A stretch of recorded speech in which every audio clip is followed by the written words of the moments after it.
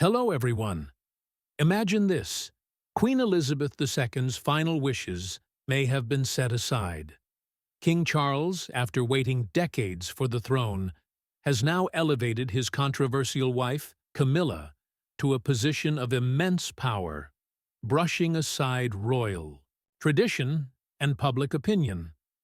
Think about it. Wasn't Camilla meant to stay queen consort? That was the title the late queen deliberately chose for her. Yet, just a year after her passing, Camilla is now simply the queen. Was this the plan all along? And more importantly, what does it mean for the monarchy's future? For years, Camilla remained in the background, the woman at the heart of one of the most infamous royal scandals, the one who upended Diana's world. Now, she sits beside King Charles, crowned in royal splendor, holding influence behind palace walls. But is Camilla truly accepted? Or has she claimed a role that was never meant to be hers? Tonight, we uncover the truth behind this title change. Was it solely Charles's decision? Or did Camilla push her way to the top? Did Prince William and Princess Anne try to stand in the way?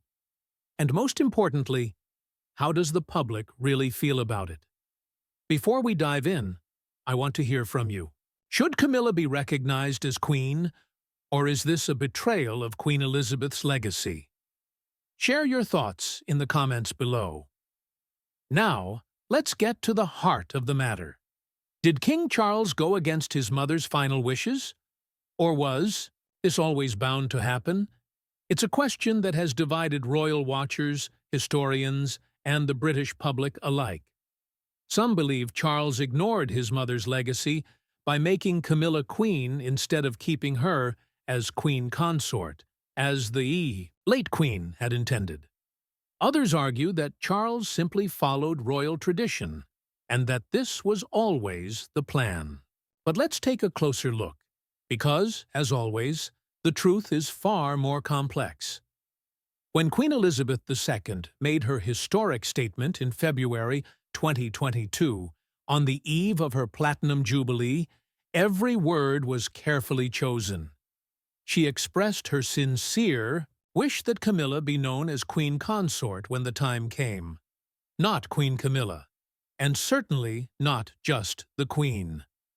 This wording was no accident. It was a deliberate decision, a way to help the public accept Camilla, especially those still devoted to Diana's memory. Elizabeth understood that the wounds of the past had not fully healed. She knew that the title of queen carried a significance far beyond the walls of Buckingham Palace. But here's where things get complicated. Just months after Queen Elizabeth's passing, Charles made it clear. Camilla would be known simply as the Queen. No consort, no extra titles. Just Queen. Camilla, sitting beside him, as if her place on the throne had always been destined. Was this a betrayal of Elizabeth's wishes, or a necessary move to solidify the monarchy under a new reign? Let's consider precedent. Every wife of a reigning king has been known as the Queen. Queen Mary, Queen Alexandra, Queen Elizabeth, the Queen Mother. None were formally called Queen Consort in everyday use. It was always Her Majesty, the Queen. So, in that sense, Charles didn't technically break any royal rules. But here's the issue. Camilla is unlike the queens before her. Unlike Queen Elizabeth, who was born royal, or Queen Mary, who entered the monarchy at a young age, Camilla's past is marked by scandal. She was the other woman, the person many still blame for Diana's heartbreak, for the collapse of Charles, and Diana's marriage, for years of secrecy hidden behind palace walls. To the public, she is not, and never will be, a rightful queen, in the way past consorts were. And that's exactly why Queen Elizabeth's careful wording mattered. It acknowledged Camilla's role without demanding full acceptance from the people. So why did Charles erase that distinction? Some say it was inevitable. Once crowned, Camilla would be called the Queen regardless. So why delay the obvious? Others believe it was something more intentional, a quiet but strategic rewriting of history. If Camilla is simply the Queen, then the past, Diana, the scandal, the public outrage, fades into the background. Instead of defining Charles's reign, it becomes just a footnote. It's an effort to show a monarchy that has moved forward, whether the public is ready or not. Not everyone in the royal family was comfortable with this change. Reports suggest that Prince William and Princess Anne were especially cautious about Camilla's growing influence. William, as the heir to the throne, knows better than anyone how fragile the monarchy's public image can be. He understands that every decision his father makes will shape his own future reign. And Anne, always a staunch defender of tradition, reportedly opposed any move that would grant Camilla more power than history had intended for her. So the real question is, did Charles act out of love, duty, or self-interest? Was this a necessary step for the monarchy's evolution, or a bold power move by a king who spent his entire life waiting to rule? And more importantly, does the public have to accept it? I want to hear from you. Do you think Charles went against his mother's wishes, or was this always part of the royal playbook? Share your thoughts below. Let me know in the comments, because this debate is far from over. Did Camilla always plan her rise to the throne, carefully moving step by step into power? Or was she simply a devoted wife, standing by Charles's side, just as the palace narrative suggests? This question lies at the heart of one of the monarchy's biggest controversies. For decades, Camilla was the outsider, the woman Britain was never meant to embrace. She knew she could never erase Diana's memory, or command the love and admiration her late rival effortlessly inspired. But power? That was something different. When we examine her rise, a pattern begins to emerge, one that suggests careful, deliberate steps rather than a passive acceptance of fate. And it all starts with the shift in her title. Originally, Camilla was supposed to be princess consort. When Camilla married Charles in 2005, the palace assured the public that she would never fully replace Diana. Calling her princess consort was a way to ease concerns and respect Diana's legacy. But over time, that promise quietly faded. The title, Princess Consort, was dropped. And as Queen Elizabeth's reign neared its end, Camilla was officially named Queen Consort. Now she is simply Queen, just like any royal consort before her. Since Charles took the throne, Camilla's influence has only grown. She has built a circle of close allies, trusted friends, former aides, and loyal supporters, many of whom are not part of the traditional royal establishment. Reports suggest she has played a role in key palace decisions, from appointments to media strategies. Whether this shift was planned or simply happened over time, one thing is clear. Camilla's position in the royal family is stronger than ever. There are even quiet murmurs that Camilla is reshaping the royal court, making sure those closest to her have a direct connection to the king. And then there's the question of her children. Unlike previous royal consorts, Camilla has 2 children from her first marriage, Tom Parker Bowles and Laura Lopes. Neither hold royal titles, but speculation is growing that she may want her family to benefit from her new position. Could she push for noble titles? Could she secure influential roles for them within royal circles? Some believe she wouldn't dare, while others think she's already setting the stage. History offers plenty of examples. Prince Albert, Queen Victoria's husband, ensured his German relatives held key positions in European courts. Queen Mary, wife of George V, made sure her family remained influential.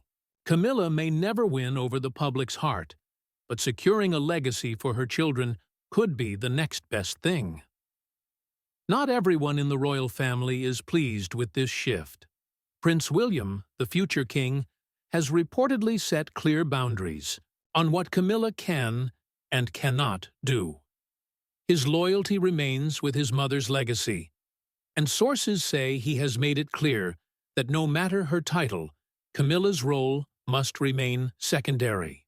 Princess Anne, known for her unwavering commitment to royal traditions, is also believed to take a cautious stance on the matter.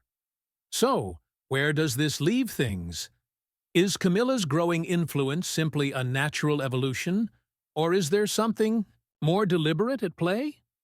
Has she quietly positioned herself as more than just a supportive figure? What do you think? Is Camilla working behind the scenes to secure power for herself and her family? Or is she simply a woman navigating a difficult role, doing her best to support her husband? There are queens by title, and then there are queens by heart. Camilla may now sit beside Charles, officially crowned and recognized as queen. But for millions, there is only one true queen, the one who never wore the crown because she never needed it. Diana, Princess of Wales. More than 25 years have passed since that tragic night in Paris, yet Diana's presence remains as powerful as ever. Why? What is it about her that makes her irreplaceable? And why, despite all her efforts, does Camilla still stand in Diana's shadow? One thing is undeniable. Diana was deeply loved. The British people and millions around the world cherished her. She wasn't just a princess. She was a symbol of kindness, elegance, and a monarchy that felt modern, human, and relatable. She wasn't perfect, and that made her even more beloved. Her flaws, her struggles, and her pain made her real in a way no royal had ever been before. Now, compare that to Camilla, a woman who, for decades, was a name forever tied to controversy. No matter how much the palace tries to reshape her image, she will always be remembered as the woman who played a role in shattering Diana's fairy tale. This isn't speculation. It's history. Diana herself, in that now infamous BBC Panorama interview, made it clear. There were 3 of us in this marriage, so it was a bit crowded. The public hasn't forgotten, and they never will. The betrayal, the humiliation. Diana endured it all under the relentless gaze of the world. While Charles and Camilla continued their affair, Diana wandered the halls of Kensington Palace, isolated and unheard. Her cries for help were dismissed, her pain reduced to tabloid headlines. Even after her tragic death, a slow and deliberate effort to reshape the past began. The narrative shifted. Camilla transformed from the other woman into the devoted wife, Charles's supposed true love, the steady presence guiding him through the demands of kingship. Despite years of public relations efforts and the passage of time, the British public remains unconvinced. The coronation was a clear reflection of this sentiment. Camilla may have been crowned queen, yet the atmosphere within Westminster Abbey was notably restrained. There was no resounding applause from the crowds, nor an outpouring of emotion, for many did not view this as a moment of triumph. Instead, it served as the ultimate confirmation that Diana's legacy had been disregarded. Once shunned by the monarchy and cast aside, Camilla was now being elevated to the highest status. However, a crown alone does not define a queen. Diana's enduring influence is not rooted in perfection, but in the ideals she embodied. She was the princess who fearlessly walked through minefields to highlight the plight of victims. The compassionate woman who reached out to AIDS patients at a time when society recoiled in fear. a devoted mother who knelt to speak to children. At their level, disregarding protocol whenever her heart compelled her to do so, Camilla may wear the jewels and hold the title, but she will never possess what Diana had. Authenticity cannot be fabricated, nor can the love of the people be bought. The monarchy is acutely aware of this, which is why, even in death, Diana's image is carefully curated. Every time William and Catherine take center stage, they are framed as the rightful heirs to Diana's legacy. William, in particular, has become the living representation of his mother's enduring influence. He speaks of her frequently, ensuring that her presence remains an integral part of the monarchy's future. And this is Camilla's greatest challenge. Regardless of how many engagements she attends or how tirelessly she works, she will always exist in the shadow of a woman whose legacy was defined not by status, but by genuine connection with the people. No matter how many carefully curated documentaries seek to reshape her public image, Camilla will never be the mother of the future king. That title, that role, belongs solely to Diana. This raises an important question.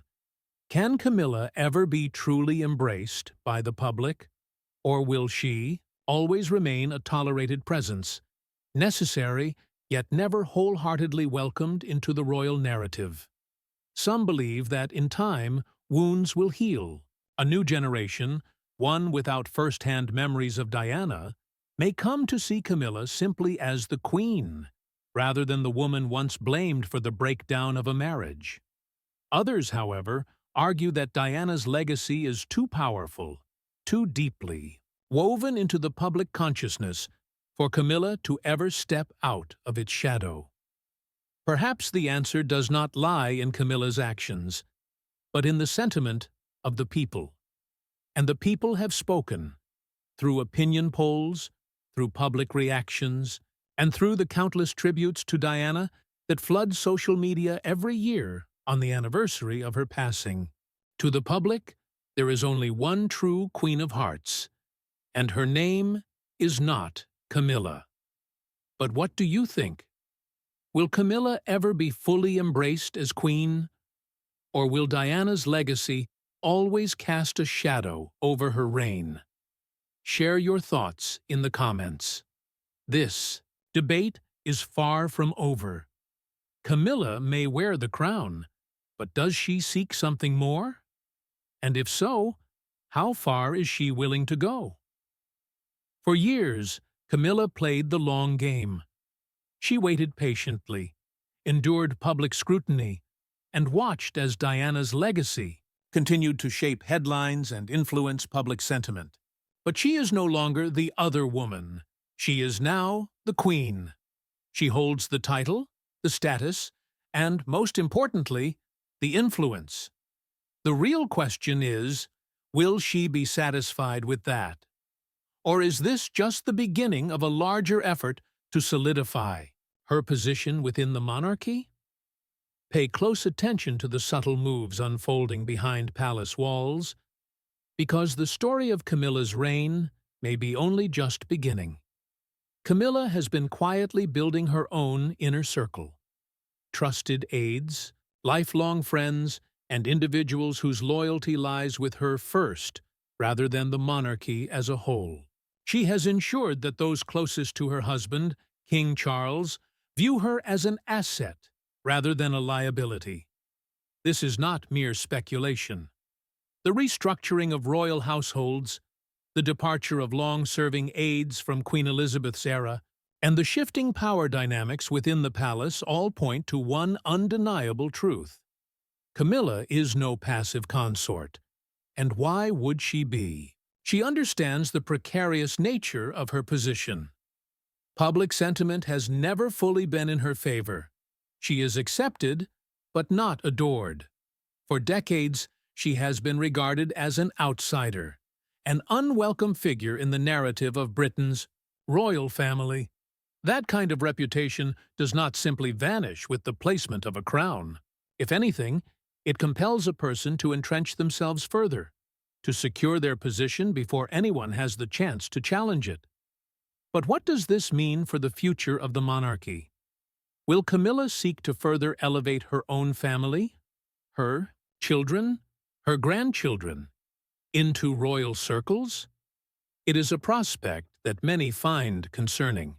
Her son, Tom Parker Bowles, has been clear that he has no desire for a royal role. Yet history has shown that power has a way of drawing people in, whether they intend it or not. If Camilla ever feels that her influence is waning, what actions might she take to secure her position and ensure that those closest to her remain firmly within the monarchy's inner circle?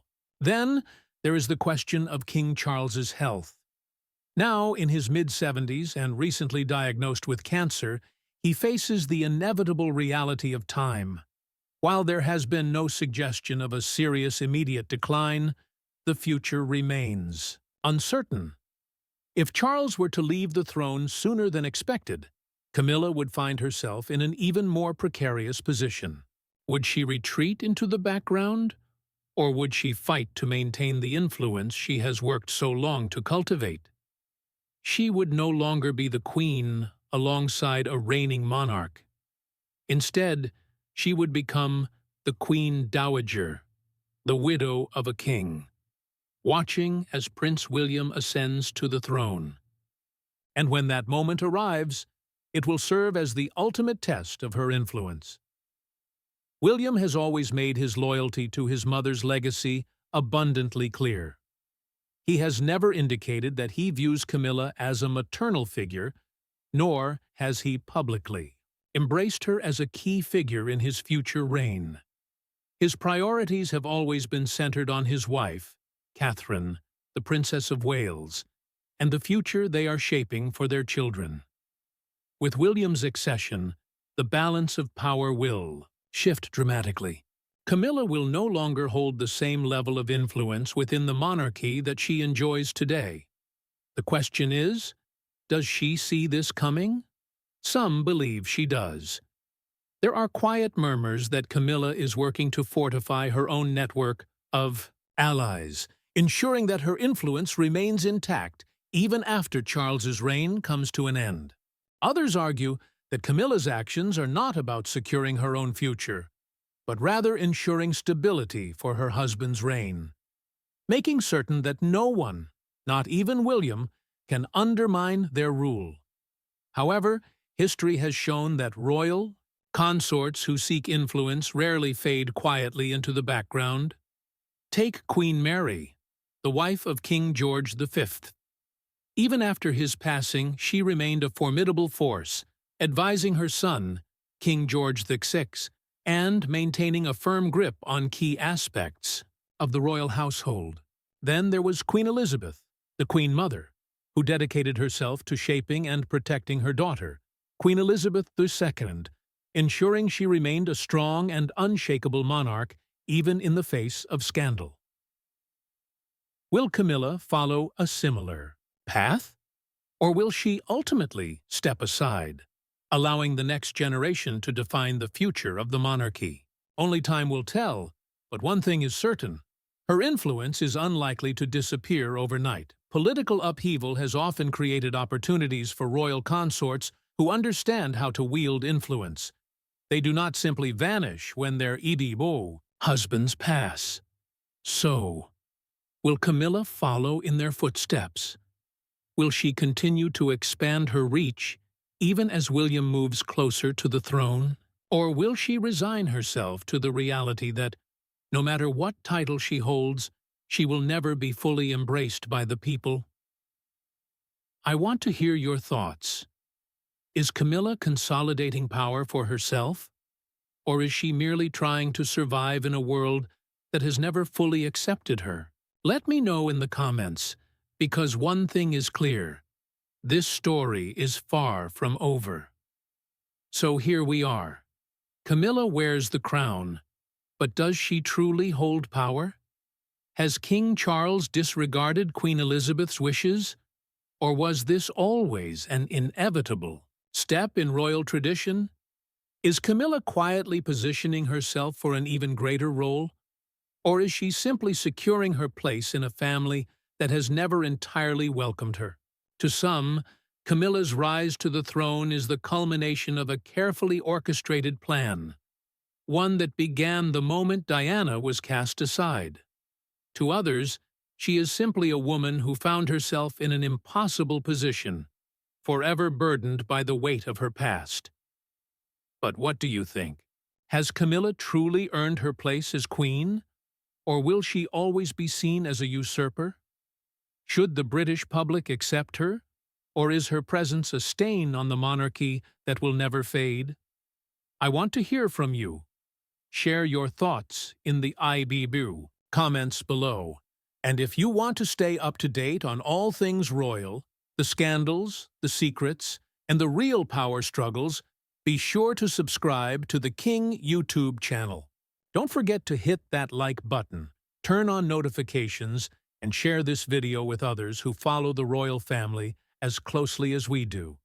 Because one thing is certain, this story is far from over, and we'll be here to break it down every step of the way. See you in the next video.